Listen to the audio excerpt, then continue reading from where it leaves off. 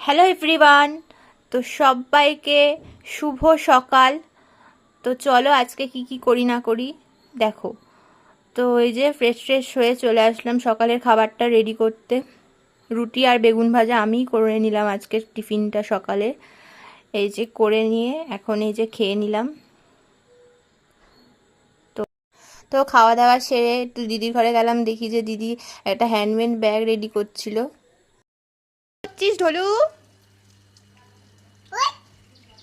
পাখিকে ডাক তো, ডাক পাখিকে ডাক, জিমিকে ডাক, জিমিকে ডাক, জোরে জোরে ডাক।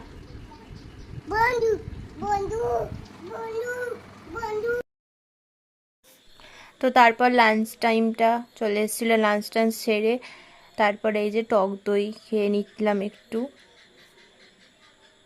তো দেখো